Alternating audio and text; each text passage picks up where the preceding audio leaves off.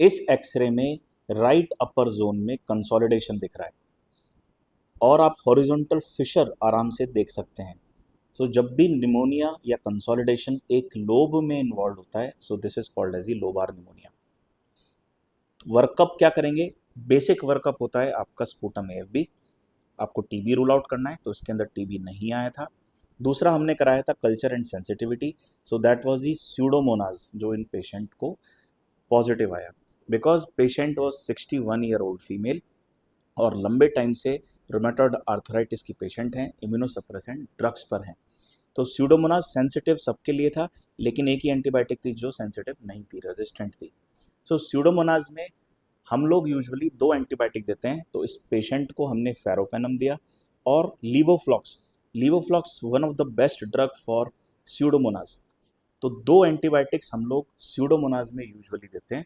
And maximum जो duration रहता है एंटीबायोटिक्स का, इट डिपेंड्स 7 to 14 days, या फिर अगर इम्यूनोसप्रेसेंट पर पेशेंट है so we can give up to 21 days।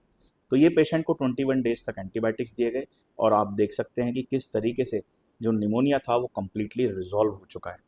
सो ये इनिशियल वर्कअप होता है। अगर हमें आंसर मिल जाता है सो वेल एंड गुड, अगर नहीं मिलता है तो हमें फर्दर वर्कअप की ज़रूरत पड़ती है, लाइक सिटी स्कैन।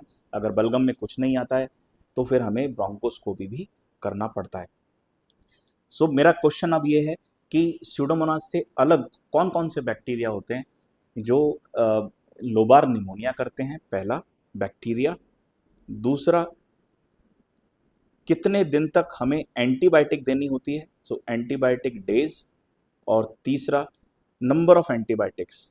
तो जिसको भी पता है आप कमेंट करके इस सेक्शन में बता सकते हैं और एक कंप्लीट डिस्कशन कर सकते हैं कि कौन कौन से बैक्टीरियाज हैं, कितने दिन तक एंटीबायोटिक देनी है और कितनी एंटीबायोटिक देनी है।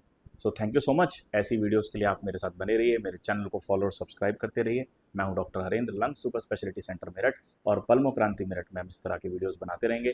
और आगे की वीडियोस में हम कोशिश करेंगे कि एक ग्रुप डिस्कशन कमेंट्स में होता रहे ताकि आपकी नॉलेज और मेरी नॉलेज भी बढ़ती रहे। Thank you.